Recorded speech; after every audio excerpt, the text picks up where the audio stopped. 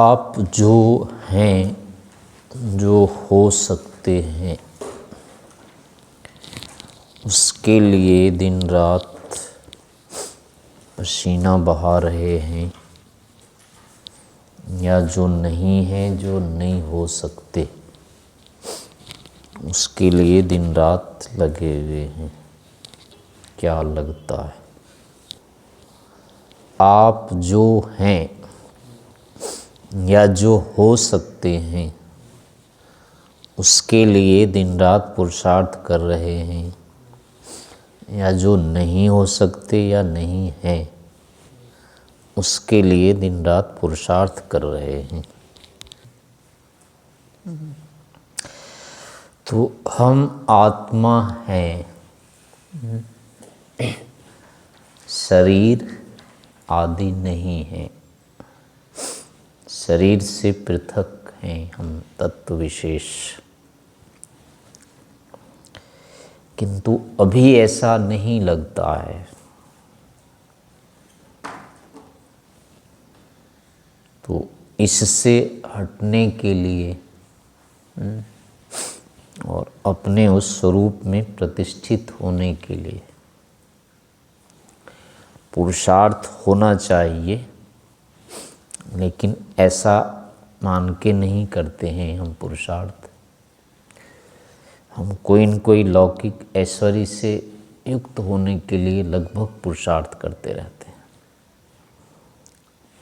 बलवान हो जाएं, विद्वान हो जाएं, प्रतिष्ठित हो जाएं, ये बाधा हट लें, वो बाधा हटा लें, ऐसी आंतरिक स्थितियां रहती है। वस्तुतः हम आत्मा हैं, इसकी जो भी अनुभूति हो सकती है वो होती नहीं है कभी, क्योंकि जिस स्तर पर वो दिखाई देता है कि हम ये हैं, वहाँ तक हम जाते ही नहीं कभी। तो इसलिए वो दिखेगा ही नहीं कि हम हैं क्या। तो जब दिखता ही नहीं है तो फिर कैसे कहेंगे हम इसके लिए पुरुषार्थ करेंगे। जिसके लिए कर सकते हैं वो दिखना चाहिए, आना चाहिए ज्ञान में। जैसे शाब्दिक रूप में रहता है, आता है, तो उस रूप में तो थोड़ा कर लेते हैं पुरुषार्थ। आंतरिक रूप में भी जब तक नहीं दिखेगा,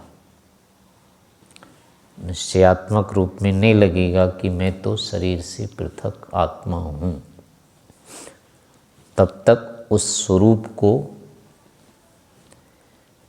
स्पष्टतः या पूर्णतः पाने के लिए पुरुषार्थ आरंभ नहीं होगा।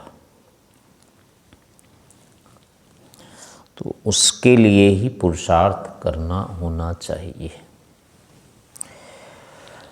जो भी हम पढ़ रहे हैं, लिख रहे हैं, या जो भी कुछ कर रहे हैं, इन सब के करने के पीछे वो प्रयोजन रहना चाहिए।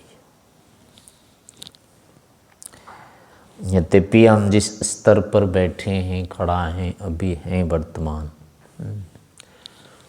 उससे निकलने के लिए बहुत अधिक पुरुषार्थ उस विषयक होंगे। मान लो अभी कुछ समझ में नहीं आता है, शब्द ज्ञान ही नहीं है, तो शब्द ज्ञान विषयक पुरुषार्थ होगा। शारीरिक दृष्टि से समर्थ नहीं है, अस्वस्थ हैं चाहे, तो उस विषयक पुरुषार्थ करना ही होगा, होता ही होगा, होगा ही। साधन से विपन्न है, संपन्न नहीं है, तो साधन विषयक बुद्धि चलेगी चलेगी। तो इस प्रकार से हैं ये अवान्तर कार्य। तो यदि केवल इन कार्यों को इनसे हटने के लिए कर रहे हैं, इस अवस्था से निकलने के लिए कर रहे हैं, तब तो ये उसमें आ जाएगा कि अपनी स्थिति को पाने के लिए ही कर रहे हैं ये। अन्यथा इनका करना अन्य प्रयोजन से भी होता है। चाहे आप योग दर्शन पढ़ने तो आवश्यक नहीं है, समाधि लगाने के लिए ही पढ़ रहे हैं, लगवाने के लिए भी पढ़ सकते हैं। अपनी समाधि नहीं लगानी पर दूसरे की लगवा देनी है। प्रायः ऐसा मान के ही पढ़ते हैं, दूसरे को पढ़ाना है इसलिए हम पढ़ते हैं। अपने को पढ़ना है, अपना तत्व ज्ञान होना है, इसलिए हम पढ़ें, ऐसा कम होता है। दिन रात जो हम देखते रहते हैं, सुनते रहते हैं, वो प्रायः दूसरे को जानने के लिए सुनते देखते रहते हैं। यद्यपि उसके पीछे प्रयोजन अपने को ही जानना होता है। कोई भी कार्य जो करते हैं वो अपने लिए करते हैं, दूसरे के लिए तो करते नहीं हैं, लेकिन वो दूसरे के लिए हो जाता है। देखना सुनना जो भी है, विद्या धन प्रतिष्ठा बल, ये सब इसलिए करते हैं कि लगता है कि इससे हम कुछ हो जाएंगे, हमारा इससे कुछ बन जाएगा, हम कुछ बन जाएंगे। इस कारण से इनका संग्रह प्राप्ति आदि करते रहते हैं, लेकिन वो वैसा होता नहीं है। लेकिन जब तक लग नहीं जाता है कि ऐसा में हो नहीं सकता, तब तक तद विषयक पुरुषार्थ होते रहेंगे। तो फिर भी जो जहाँ बाधित हैं पूर्ण, उसके लिए तो करना होगा, चाहे वो खाना है, पीना है, साधन है, वस्त्र है, स्थान है, जो भी है। खड़े होने के लिए कम से कम वहाँ की ज़मीन तो चाहिए, बिना स्थान के खड़े तो हो नहीं सकते। खड़ा होना है तो स्थान चाहिए। इस नियम से तत्व ज्ञान के लिए भी जो स्थितियाँ चाहिए, जो साधन चाहिए, उसका संग्रह में कोई दोष नहीं होता है। लेकिन साधनों का संग्रह प्रायः हम अनात्मता की दृष्टि से ही करते हैं, अहंकार पोषण के लिए करते हैं, अर्थात जो हमारा स्वरूप नहीं होता है उस स्वरूप की ही पुष्टि के लिए करते रहते हैं। लेकिन ये जो करना होता है ये अंततः वस्तुतः निरर्थक होता है। हम सोचते हैं दूसरे का उपकार कर देंगे, लेकिन जब दूसरे का कर रहे होते हैं तो वहाँ अपना प्रयोजन भी रहता है। अपने उपकार के लिए ही दूसरे का उपकार करते रहते हैं। जैसे सेठ लोग कहते हैं ना कि ये तो हमारी संपत्ति नहीं है, तो पोते की है, बेटे की है, हम तो न्यासी हैं, इनकी रक्षा कर रहे हैं। लेकिन वो उनके नाम से उस संपत्ति का स्वामित्व रखे रहते हैं, वस्तुतः अपने नाम से तो अब रख नहीं सकते। बूढ़े हो गए, वो संभलेगा ही नहीं उनसे, पूरा दिख रहा है, तो अब वो बेटे पोते के नाम से कर देते हैं। तो दूसरे को दिखाने के लिए तो हो जाता है, अपने नाम का तो है ही नहीं, लेकिन भीतर नहीं होता है। त्याग दिया है, दे दिया है, ऐसा नहीं होता है। हम यहाँ के दृष्टि से असमर्थ हो जाते हैं, तब यहाँ के ऐश्वर्य हम किसी न किसी उत्तराधिकारी से जोड़ देते हैं, लेकिन उसी को उत्तराधिकारी बनाते हैं जिससे लगता है कि हमसे बाहर नहीं जाएगा, हमारे अनुकूल होगा, हमसे जुड़ा रहेगा, हमारा कहलाता रहेगा। जो सर्वथा अपना नहीं है, पराया है, उसको नहीं देते हैं। तो इससे ये होता है कि वहाँ भी अपने लिए ही कर रहे होते हैं। और जो ये कहते हैं हम परोपकार कर रहे हैं, दूसरे के लिए कर रहे हैं, उसमें तो सीधे सीधे ही उसका ही होगा जो होगा। जो उपकार आप कर रहे हैं वो उपकार कोई पूरा तो होगा नहीं। किसी को आप पढ़ा रहे हैं, कितना पढ़ाएंगे? सबको विद्वान बना देंगे क्या? पढ़ाई तो पूरी होगी नहीं, मूर्ख तो रह ही जाएंगे तब भी। कितना ही पढ़ाते रहो संसार में, मूर्खों की कमी तो नहीं होगी कभी। एक के बाद दूसरे मूर्ख आते रहेंगे। मूर्खता तो जाने वाली है नहीं। चिकित्सा आप कर रहे हैं तो सबको ठीक तो कर नहीं सकेंगे, रोगी तो रहेंगे उतने के उतने। तो इस कारण से आप कुछ भी कर रहे हैं वो कार्य पूरा होने वाला नहीं है। तो अगर आप पूरा करने के लिए कर रहे हैं तो वो निरर्थक है, होगा ही नहीं पूरा। और ये दिखता है अपने को कि नहीं होगा पूरा, तो फिर भी कर रहे होते हैं, तो उसके पीछे कारण होता है कि उस निमित्त से अपना कुछ पूरा होगा। अपना कुछ नहीं रहा प्रयोजन, ऐसी स्थिति में व्यक्ति दूसरे के लिए लौकिक रूप में पुरुषार्थ नहीं करेगा, क्योंकि वो भी दूसरे का भी वही चाहेगा। ये भी जो मैं हूँ अपने को जान लिया तो दूसरा भी अपने को ही जान ले, उसका वही रहेगा प्रयोजन वहाँ भी। लेकिन दूसरे का अगर उस रूप में नहीं कर रहा है उपकार, तो जैसे इसका कुछ नहीं होना था वैसे उसका भी होगा, वो भी फालतू ही तो रहेगा।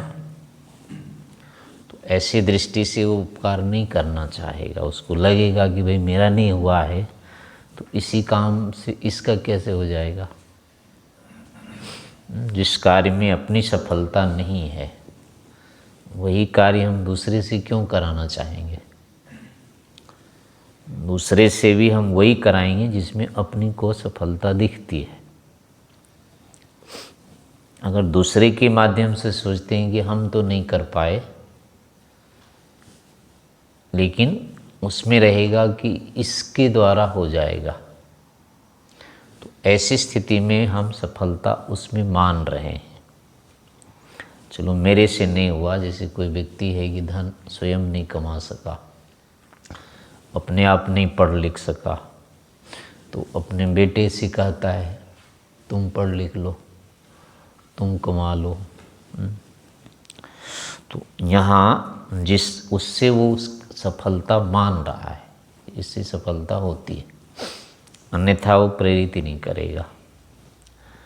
जिसमें उसको दिखता है कि कुछ नहीं होने वाला है, उसके लिए तो रोकता है वो, दूसरे से करवाएगा कैसे। तो ऐसे ही अगर हम आत्मज्ञान की दृष्टि से पुरुषार्थ परोपकार नहीं कर रहे हैं तो लौकिक दृष्टि से ही कर रहे हैं, तो इसका अर्थ हुआ कि हम अपना भी आत्मज्ञान की अपेक्षा नहीं रखते हैं, क्योंकि हम बाहरी ही कार्य करवा रहे हैं, तो बाहरी में ही सफलता हम समझते हैं। ये वहाँ आएगा अभिप्राय। तो इस कारण, लेकिन ऐसा वस्तु तत्व नहीं है। आत्मानं विजानथ अन्यवाचो विमुंचथ। विमुंचत है, चथा है, विमुंचथ अमृतशेष सेतु। ये वाक्य उन्होंने कहे हैं जिन्होंने आत्मा को जान लिया है। आत्मा को जानो, संसार को जानते रहने से कुछ नहीं होगा। अन्य वाचो विवंचतो, बाकी ज्ञान विज्ञान को छोड़ो। वो उससे प्रयोजन सिद्ध नहीं होने वाला है। और अमृतस्य एष सेतु, यही आत्मज्ञान या आत्मा अमरता का माध्यम है। पूर्णता का कहेंगे, सफलता का कहेंगे, तृप्ति का जो आधार है वो यही आत्मा है। संसार नहीं है, लोक नहीं है।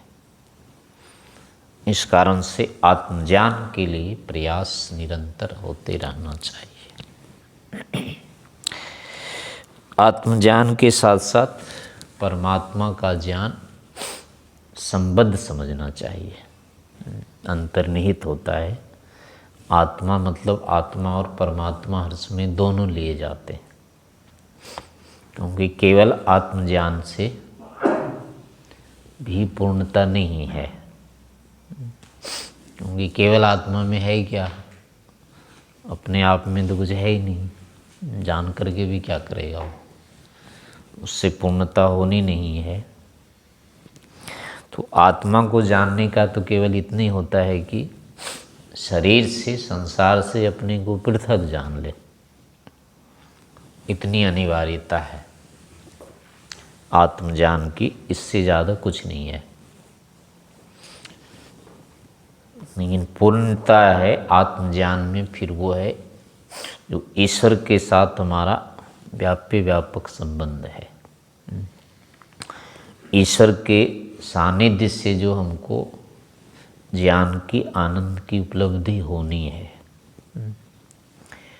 ईश्वर के जो हम क्या कहेंगे अनुशासन में हैं, उसकी व्यापकता में हैं, उसमें जो हम वर्तमान हैं, वो हमारी एक स्वाभाविक स्थिति है। तो उसको भी जानना आवश्यक होगा, और वो बिना ईश्वर को जाने नहीं हो सकता है। फिर आत्मा को जान लेने से हम ईश्वर के अधीन हैं, अंतर्गत हैं, उसके अनुशासन में हैं, ये ज्ञान नहीं होगा। तो इस कारण से, और बिना जाने फिर सफलता भी नहीं हो सकती है, क्योंकि स्थिति तो जो है वो अभी आई नहीं सामने। हमने मान लिया कि सब कुछ हो गया, लेकिन हो तो रहा है वो दूसरे के कारण से,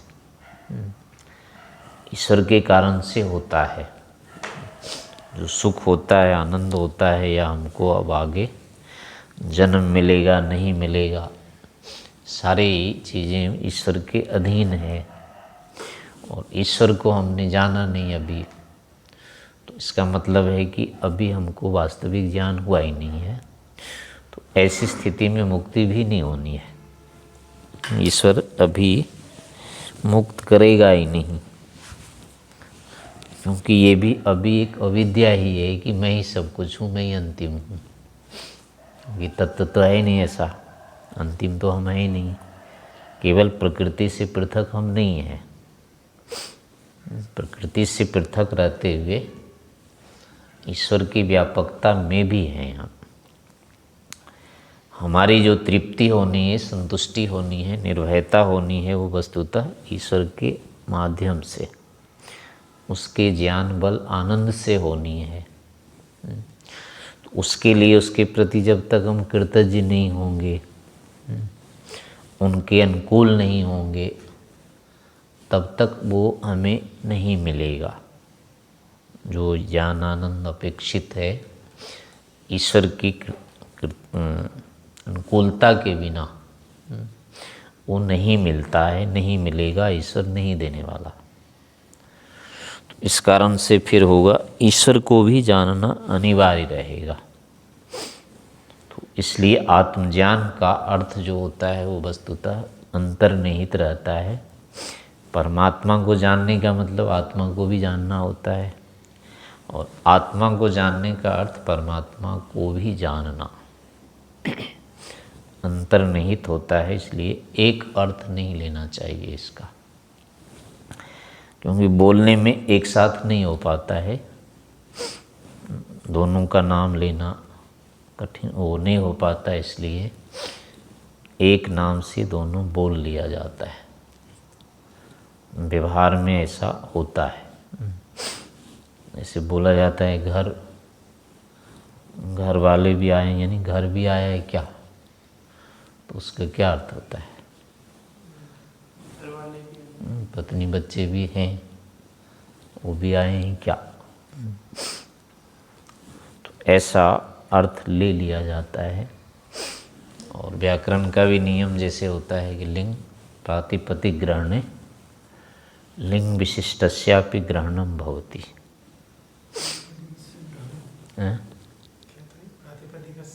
प्रातिपदिक ग्रहणे लिंग विशिष्टस्यापि ग्रहणम भवति। नहीं, बालक को भोजन करा दो, उसका अर्थ बालिका को भी करा दो, ये भी अर्थ होगा। बालक को विद्या पढ़नी चाहिए, इसी के साथ अर्थ होगा बालिका को विद्या पढ़नी चाहिए। बालक को गुरुकुल जाना चाहिए, लिखा तो यही रहेगा, लेकिन उसी के साथ अर्थ होता है बालिका को गुरुकुल जाना चाहिए। तो जो लिंग विशिष्ट है उसका भी उसी के साथ ग्रहण होता है। ये शब्द का नियम होता है, शास्त्र का नियम है ऐसा।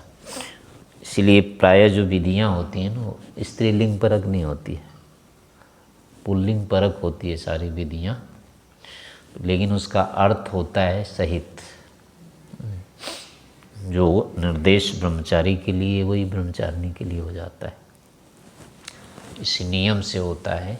तो ऐसे ही सब शास्त्र के अनेक नियम भी रहते हैं। तो इसलिए आत्मा का जहाँ भी वर्णन आएगा, आत्मानं विजानथ, तो उसका अर्थ यही होगा आत्मा परमात्मा दोनों को जानना चाहिए। तो अपनी इस स्थिति को देखते रहना चाहिए। दिन भर जो भी हम पुरुषार्थ कर रहे हैं उसके पीछे अपनी भावना अर्थात प्रयोजन को देखते रहना चाहिए कि मैं इससे क्या प्रयोजन पूरा करना चाहता हूँ। पढ़ने का, लिखने का या जो कुछ भी हम कर रहे हैं उसका प्रयोजन अंततः कम से कम आत्मज्ञान या कहो ईश्वर प्राप्ति दिखनी चाहिए।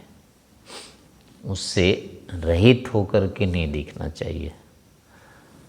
धन का है, बल का है, विद्या का है, ऐश्वर्य का है, जो कुछ भी है प्राप्त करने की अगर रहती है कामना, तो ईश्वर रहित नहीं होना चाहिए वो। अगर ईश्वर रहित है तो फिर वही है कि हम वो तो हो नहीं सकते, विद्वान नहीं हो सकते, बलवान नहीं हो सकते, डॉक्टर नहीं हो सकते, इंजीनियर नहीं हो सकते, आत्मा कुछ नहीं होता है सब। केवल इन विषयों के साथ उसका संबंध होता है, वही तद्रूप होता नहीं है। तो अपने को वैसा बनाने के लिए अगर सोच रहा है तो अपने आप में अविद्या है, मिथ्या ज्ञान है वो। तो इस कारण से हम भी पढ़ते हैं, लिखते हैं, जो भी करते हैं, तो वहाँ पर भी ये देखना चाहिए कि हम इन उपलब्धियों को अंततः ईश्वर प्राप्ति के लिए या उससे जोड़ पा करके देख रहे हैं कि नहीं देख रहे हैं। नहीं दिख रहा है तो भी यानी अधिक से अधिक प्रयास अध्ययन के विषय में करना चाहिए, ज्ञान प्राप्ति के लिए करना चाहिए। धन प्राप्त कर लें और कुछ कर लें, ऐसा पहले नहीं होना चाहिए। ये तब होना चाहिए जा कर के कि अब मान लो जीवन चलाने के लिए कोई रहा ही नहीं उपाय, यानी विद्या से जीवन नहीं चल पाएगा। तो उस स्थिति में अब विकल्प रहना चाहिए कि चलो विद्या छोड़ के धन कर लेते हैं, जीवन बचाना फिर हो जाता है, विद्या से बढ़ कर के हो जाता है। लेकिन प्राथमिकता रहनी चाहिए विद्योपार्जन की, अन्यथा वो मूर्तावस्था का स्तर है। वो श्रेष्ठ अवस्था विद्या प्राप्ति की है, शेष चीज़ें जो है वो अविद्या से संबद्ध है। तो स्तर की स्थूलता उसमें मानी जाएगी। तो इस रूप में अपने पुरुषार्थ को और चित्त को